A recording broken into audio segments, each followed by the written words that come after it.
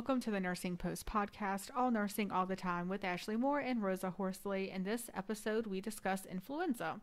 Our goal is always to inform and help start conversation. About 45% of U.S. adults and 63% of children were vaccinated during the 2018-2019 flu season. And even with those low numbers, the CDC estimates 4.4 million flu cases were prevented, along with 58,000 hospitalizations and 3,500 deaths. When people die of the flu, it's usually because they get a secondary infection of pneumonia. The flu actually predisposes people to getting a bacterial infection. Imagine what would happen if we could increase vaccination. I think this year is even more important than other years, especially because of this other respiratory illness that we have going around called coronavirus. Mm-hmm. So if we know that flu increases risk of a bacterial infection and there's another infection that's out there breeding, that's kind of a recipe for disaster. I agree. And so the CDC estimates that from October of 2019 to April of 2020, that there were 39 to 56 million cases of the flu. That's a lot. And 18 to 26 million flu-related medical appointments. 410,000 to 740 hospitalizations from the flu. 24,000 to 62,000 deaths from the flu. And so these are estimates because I think they're probably still working out some of those numbers. It's pretty recent, the ones that we're talking about, so I can imagine. Right. And during the 2017-2018 flu vaccination, the CDC estimated that 6.2 million influenza illnesses and 5,700 deaths associated with influenza were prevented. So we're talking about thousands to millions of people, because just because you don't die from the flu doesn't mean that you're not hospitalized or have to be put on a ventilator. Some people can stay at home and kind of, stick it out, but not everybody is that lucky. A 2018 study showed that the vaccinated patients were 59% less likely to be admitted to the ICU and on average spent 4 days less in the hospital than those who were not vaccinated. 4 days makes a difference. Well, yeah, because, the first thing that pops to my mind is for like hospital-acquired pneumonia. Mm-hmm. And another study in 2018 showed that from 2012 to 2015, flu vaccinations among adults reduced the risk of being admitted into the ICU by 82%. That's a big number. Well, yeah, absolutely. So, even if you get sick, you're not like... It's not intensive care unit sick. Right. And the flu vaccine has been shown to reduce risk of having to go to the doctor because of the flu by 40 to 60%. So you may be at home sick, but not sick enough that you feel like you have to go to the doctor and get on medication. You can, fight it yourself. Yeah. Yep. And in 2014, there was a study that showed that the flu vaccine reduced children's risk of flu-related pediatric ICU admissions by 74%, because children are seemingly affected more by influenza than adults. And that's kind of the opposite of what COVID is. So can you imagine not only having hospitals inundated with COVID patients, but then now we're going to be adding children with pediatric flu. Patients with flu. That is a recipe for disaster. It's going to overwhelm our healthcare system for It's sure. Already overwhelmed. Exactly. So let's start with some, facts versus fiction. There's a lot as a nurse that we've heard, or as nurses that we hear about the flu and why some patients decide not to get the flu shot. Right. And we are advocating for people to receive their flu vaccines this year. I advocate it every year. Yes. But this year more so in particular because of the pandemic and everything that's happening currently. So let's start with who should not get a flu vaccine. Children younger than 6 months of age are too young to get a flu shot. People with severe, life-threatening allergies to flu vaccines or any ingredient, you should not get the flu shot. If you have ever had Guillain-Barré syndrome, which is a severe paralyzing illness, also called GBS, some people with a history of GBS should not get the flu vaccine, and you need to talk to your doctor about your GBS history. Right. If you are actively sick, the healthcare provider should determine whether it's okay for you to get your flu shot or not. If you have an allergy to eggs, the flu vaccine is still recommended according to the CDC. If you have a reaction to eggs beyond hives, it is suggested to get the flu vaccine in an inpatient setting. For patients who have severe reactions to eggs, there are manufacturers who make egg-free vaccines. Yep. So the option is still there. Yes. Does the flu vaccine give you the flu? I've heard this so many times. Yes. So many times. It's the number one reason patients say that they don't want it. They don't want it because they say that they get the flu. But the truth of the matter and the fact of the matter is you do not get the flu from the flu vaccine. You do not get the flu from the flu vaccine. Sorry, I felt that that was important enough that I needed to say it twice. In randomized blind studies, where some patients received inactivated flu vaccine and others saline injections, the only difference in symptoms was increased soreness in the arm and redness at the injection site among people who got the flu shot. There were no differences in terms of body aches, fever, cough, runny nose, or sore throat. Should you get more than one flu vaccine per season? At this time, only children who are receiving a flu vaccine for the first time should get 2 vaccines. And children who have had the flu vaccine before, adults, and the elderly only need 1 vaccine according to the CDC. Flu season has already started, so it's too late to get a flu shot. I've heard a lot of patients come in and say that. Yes. A lot. But you're wrong. Yeah. The best time to get the flu shot is late October, as it takes 2 weeks for your immune system to respond fully. That means in that 2 weeks, your body is making antibodies to help fight against the flu. Exactly. It did not give you the flu. It's giving you antibodies to help you fight the flu. However, flu season can last until the following May, so late is definitely better than never. Because, I mean, it seems like, in my experience, once you start the new year, everybody's like, oh, it's too late. It's too late. And yeah. I'm like, as long as there's still active flu in the community, it's not too late. Well, a normal flu season doesn't end until what, the end of March? Right. Usually it's the end of March, and there are extenuating circumstances where it does last a little bit longer.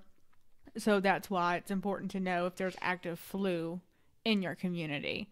And if you're somewhere to get a flu shot, whoever is administering that flu shot should know if there's active flu in the community or Absolutely. not. And I would think if there's not active flu, then they're not going to offer it to you, or they're going to tell you, no, wait till next year. You need to wait until, the fall Mm-hmm. at that point to get it for the following year. And so there are different types of flu. It's not just one flu and that's it. The seasonal flu, which we get yearly, is 2 types of viruses, type A and type B. And that's what the nasal swabs, they test for type A and type B. And that is routinely spread through humans. And that's what causes our flu epidemics every year, pretty much. Mm-hmm. And you can get both type A and type B in the same year. Yes, you can. So, I think last year was one of those years, and the year before that was one of those years. I had several of friends and coworkers who was diagnosed with type A, and then it was months later diagnosed with type B, and I'm like, ooh, that's rough. That is rough. They were vaccinated, so their flu symptoms were mild. So there's also a type of flu called the avian flu, which refers to diseases caused by a infection with a bird. This is also can be referred to as influenza A. These viruses occur naturally among the wild aquatic birds worldwide and can infect domestic poultry like chicken. So, avian flu viruses do not normally infect humans, but when they do happen, it can be pretty bad. This is what the flu pandemic of 1918 was. It was the worst pandemic in recent history. It was caused by an H1N1 virus, avian origin. In the U.S., it was first discovered in military workers in the spring of 1918. It is estimated that about 500 million people, or 1/3 of the world's population, became infected. The number of deaths was estimated to be at least 50 million worldwide, with about 675,000 occurring here in the United States. Another type of flu is the swine flu, which first emerged in Mexico in 2009. The H1N1 swine flu pandemic killed an estimated 151,700 to 575,400 people globally. The H1N1 virus in humans spread back into pigs around the world, and the gene mixed into new combinations, which created swine flu, but it's a G4 strand of the virus. It occurs when people that are in contact with infected pigs, and then it goes from the pig back into humans, and then human to human contact. So the signs and symptoms of swine flu included fever, lethargic demeanor, like lack of appetite, coughing, runny nose, sore throat, nausea, vomiting, and diarrhea. But how relevant, I mean, how many pigs are really infected with this swine flu? I mean, when you tell me that there are pigs that are infected, I think, okay, there's a couple farms worldwide that are infected, and it just kind of spread because of that. So, but you seem to have found some interesting research that kind of burst my little bubble, my little theory bubble. So, remember I came to you a couple of months ago after watching a documentary, and I was like, I think I'm not going to be eating pork or chicken anymore. And you guys kind of gave me like this really crazy look. And I have a great friend who's vegan, and I was like, quit watching the documentaries. It's going to happen. And in that particular documentary, it explained how humans were being infected by certain viruses like the flu, because they're generally in open market, unsanitary places, and then they're living like poultry right next to pork, open market, no sanitation, and then people are, eating in the open market and everything else. Right. So I was surprised to find that a few weeks, or I should say a few months after my light bulb moment, an article started to appear on the World Wide Web that stated that there is swine flu that has been found this year, 2020, in China. And this study was actually published in the scientific journal called Proceedings of the National Academy of Sciences. The G4EA H1N1 virus was discovered during pig surveillance program from 2011 to 2018. They collected more than 30,000 nasal swab samples from pigs in slaughterhouses and in veterinarian teaching hospitals across Chinese provinces. The G4 virus kept showing up in pigs year after year, and even showed sharp increases in swine population after 2016. And I know you guys are probably thinking, well, why are they even swabbing pigs? But the whole point of flu vaccines and research on flu is to try to prevent, epidemics, pandemics, the flu of, 1918. So after swine flu in 2009, they just continued monitoring the strands in, pigs, and they still do it even with birds. Yes. So don't be surprised if some more articles come popping up because, researchers are doing their job.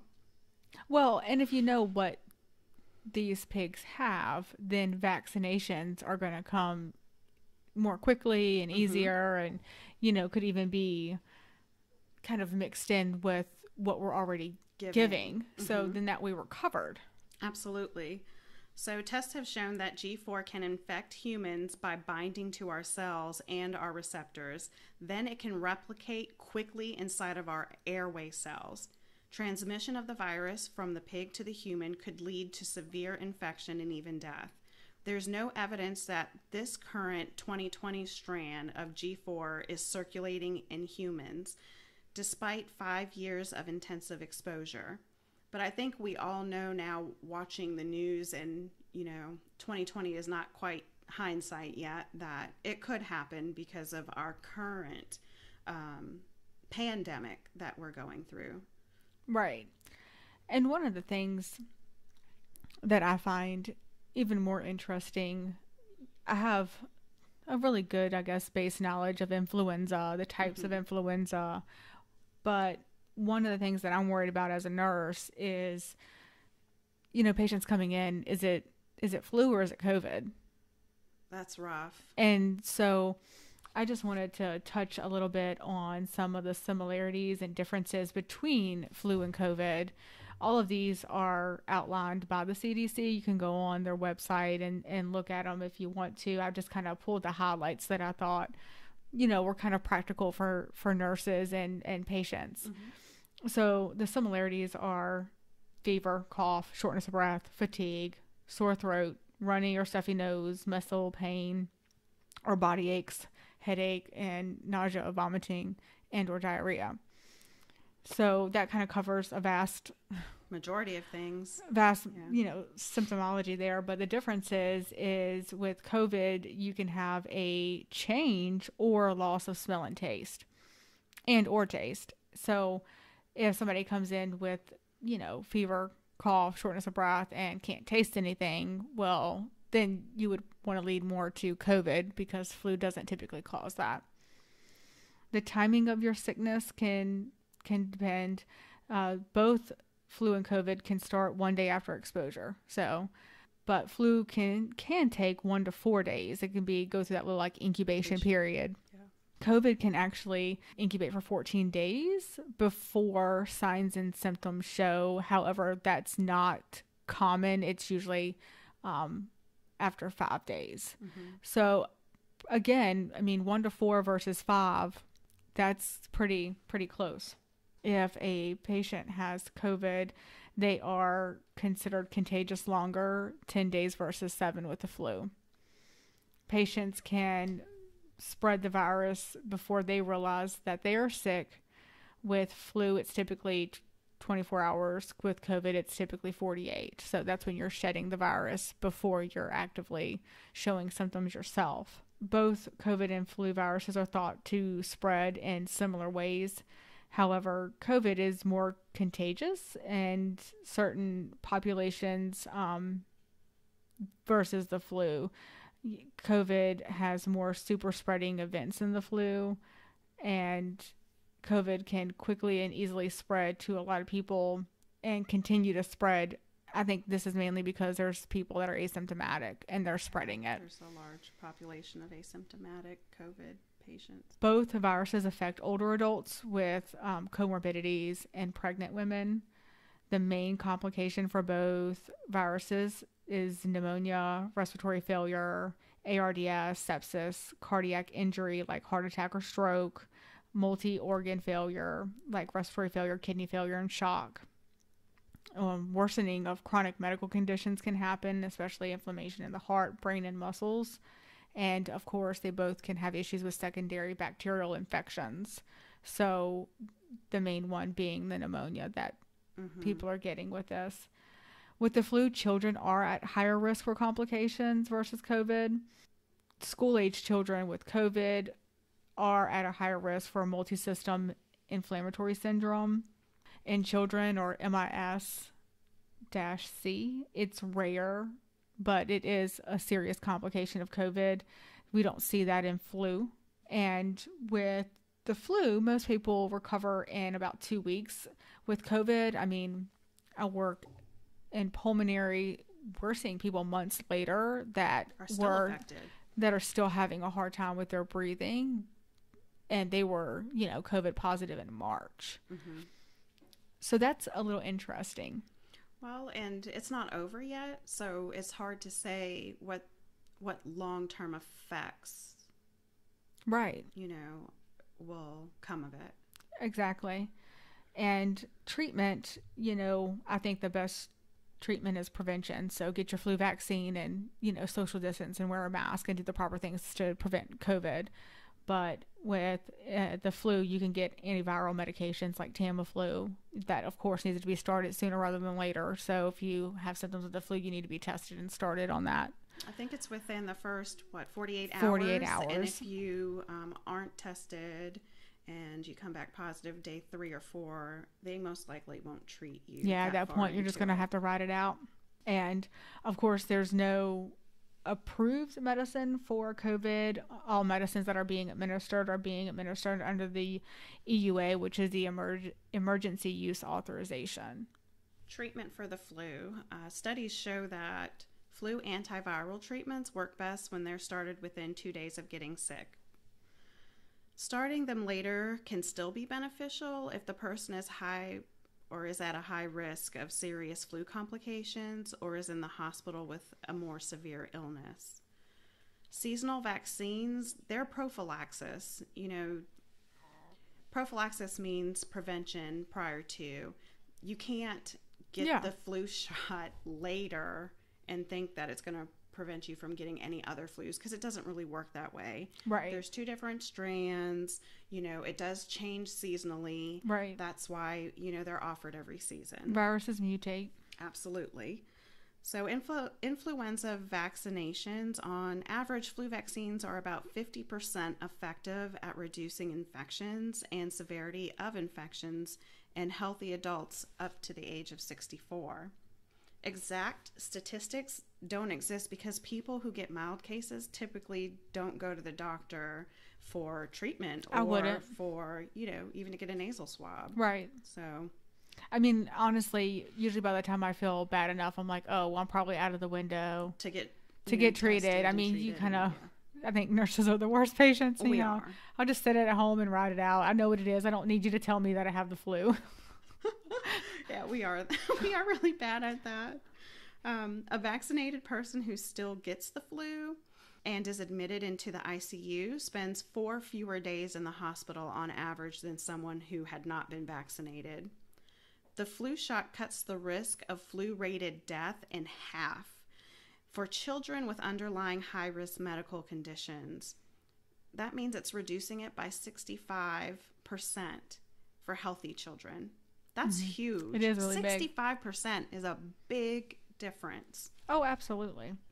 It might not completely prevent you from getting the flu, but people tend to be less sick and miss fewer days at work during their sickness if they do catch the flu. Each prevented infection reduces the risk for spread to anybody else. This is super important if you are a healthcare provider or a worker. The chances of working in the hospital this season and being around people who have the flu is going to be pretty high. It always is. It always is. So why wouldn't you want to protect yourself and protect your family? Because you're coming home and you're bringing that with you. Well, it's not, as healthcare workers, it's not always about you. Absolutely. Because you're working with patients who are immune compromised and things like that. So, and there's a lot of us in this time period that are living in multi-generational homes. Yes. So you may be healthy and fine, but bringing it home to, your parents, your grandparents, even your children, they might not be as fortunate. Right. The more people who vaccinate, it just helps the population to develop herd immunity. Imagine you're this virus and you're jumping from person to person and you can't infect them because they've already been vaccinated. So what are your choices? You either mutate, adapt, or you die. So that's pretty much how herd immunity works. And then the more people who actually receive their vaccinations, the less places this flu has to infect people. Right, because these viruses don't mutate overnight. No. It's something that takes time. It's amazing to me. When I hear them say, I don't get a flu shot because I'm healthy. That's great. So you might get the flu. You'll probably survive it if you're young and healthy, honestly. You probably weren't going to be admitted to the hospital. You're just going to sit at home and, complain on the couch that you feel miserable. And then like you were hit by a truck. Yeah, your week is over and then you're good to go. It's funny. I've never had the flu. I have. And so I don't really want to get it, but I become like a hand washing Nazi when I hear of like the first case of flu, even more so than I already am. I'll be sitting there talking to somebody, applying hand sanitizer 3 times and they haven't even touched me. I think it's embedded now at this point. There are vaccines for people who have specific allergies. Yes. So if you're allergic to eggs, there's a recombinant vaccine that doesn't have any. And there's also a preservative-free. So they have really tried to make this vaccine to reach every individual. Yeah. Which is important. They come now in nasal sprays, but you have to remember there are some like contraindications and some people can't have nasal sprays. Right. So if you're pregnant, if you're under 2 years of age, if you're asthmatic, or if you're immunocompromised, then you need to get the flu vaccine and not the nasal spray based on whatever conversation you've had with your provider. Right. There are oral medications. Yes. So the big one that we know is Tamiflu that we take for the flu. It's an antiviral medication. It does come in pill or liquid form. That's the one that we use the most, I think it's the most around prescribed. here, Yeah. that I'm aware of. There's another one, Influenza, which is a powder that is inhaled and is approved for early treatment of flu and patients 7 years and older. It is not recommended for people with breathing problems, though, like asthma or COPD. Another medication is Rapavad. That's given IV by a healthcare provider for patients 2 years and older. That would be given more in a hospital setting. And then the last one is Influenza. It's a pill given as a single dose by mouth and is approved for early treatment for flu for patients 12 and older. The one that I'm really familiar with is Tamiflu because I think that's what we see here that's most currently prescribed. Right. So I'd be curious if other healthcare providers are really familiar with these other medications. I'm sure from a cost perspective, Tamiflu is probably generic by now and it's less expensive than the other ones, but I'm curious to how the other ones compare and stack up. I know that there were issues last year we had some patients that really had trouble affording Tamiflu. Even with it generic, but I'm not sure if it's one of those pharmacy games where it is, demand and then price hike, because that seems to be a common theme here with big pharma. Right. And so if that is a problem that you have for yourself, someone that you know, or your patients, I would just do a quick Google search because you can find some like copay cards and discount cards to help with that. I've had to help some patients with that because they just couldn't afford, hundreds of dollars for their medicine. So there is a new vaccine research that's been, Brewing. Yeah, I've seen documentaries, I've read some articles, but this one article in NPR, it just kind of got me a little excited, and then it kind of made me a little, I don't know, anxious, because what if it was me? There is active research to find a one-time influenza vaccine. Right now, scientists take proteins from the virus 1 year and try to predict the genetic changes. This prediction helps develop the new vaccines. However, if the predictions are wrong, that's what makes the vaccines less effective. Right. So in this NPR article, they mentioned this place called Hotel Influenza. And in my mind, I have this picture of what it would be. I did too, and I was kind of happy with my imagination. Yeah. So imagine checking into a hotel for a 10-day stay and receiving $3,000 as your compensation. Most people would be like, okay, what's the catch? Where's the fine print? Absolutely. That's the first thing I would ask. I'd be like, what's wrong? Me alone in a hotel, and you're gonna pay me $3,000? So what's the catch? You have to have a healthy immune system, and you have to volunteer being injected with a live flu virus. There's your fine print.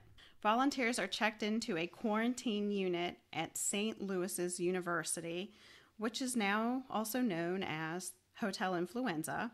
And that's where researchers study how the human immune system fights the flu. Researchers at Hotel Influenza are working on a universal flu vaccine, a single shot vaccine that would prevent multiple strains of the flu. The hope of this research is that in the future, one vaccination could provide protection from multiple flu strains and perhaps last longer than a single season. The progress? It's challenging. We know that the flu strain mutates like every season. And because of that, there's so many different strains. It may be years before a vaccine is ready for human use. It's a slow process because researchers are testing multiple strategies as the virus continues to mutate. Some vaccine candidates are currently in clinical trials. So this is promising. If you've made it into clinical trials, there's some promise there. Yeah, some hope. Absolutely. And I think if there was a one-time vaccine, people would actually do that. Instead of having to go every year. Absolutely. I think we're more prone to get our vaccinations for ourselves and our children, knowing that there is a longer lasting effect. Right. I know that I make sure that my kids get all their childhood vaccines because it's a one and done. Just go get their shots and you're good. There's a booster. Yeah. But then you don't have to worry about constantly saying, oh, we got to go this year and we have to get all these vaccines. That's what makes it, I hate to say it, but that's what makes it easy. Yeah, I agree. So some vaccine candidates, like we said, are currently in clinical trials. An experimental drug treatment that protects mice against multiple flu strains by binding to their stalk-like protein of the virus is molded on our own antibodies. Another drug is attempting to directly change the virus itself, engineering influenza with new proteins on the surface that can be used in vaccines. Mount Sinai researchers are trying to prompt the human immune system to produce antibodies against the protein stalk shared across many of the flu strains. In Hotel Influenza, they're attempting to introduce a T cell response against those internal proteins. Memory T cells are long-lived and remember previous encounters with viruses, meaning this approach could protect a person for years. Right, because when the viruses mutate, it's just certain proteins that mutate, and that's what we're actually vaccinating against, are those proteins. So what we're trying to do is get to the core of the virus. If you could find that one common denominator right. in those 1,000 different strands of flu, you would be able to achieve that one-time flu vaccine. And that's the whole point of this research. Right. And so that's what they're trying to find is, right now we're literally scratching the surface and they're literally trying to dig deeper into the virus to say, hey, this is what is needed to create that one-time vaccine. So the release of this is probably not going to be anytime soon. They're still in clinical trials. And it's probably going to be like another 10 to 15 years before it even hits the market. Even a universal flu vaccine may not provide permanent protection because remember, there's new strains coming along all the time. It changes so often. So even if we can get a vaccine that could last for like 2 to 5 years, it's still an improvement.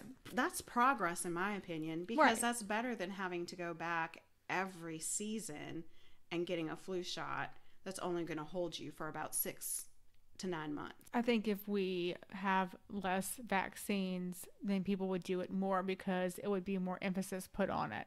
I agree too. I think that too. I think this is going to be a game changer because I do firmly believe that they will find it. It's just a matter of when. And this year is one of the most important years probably in our flu history to get a vaccination.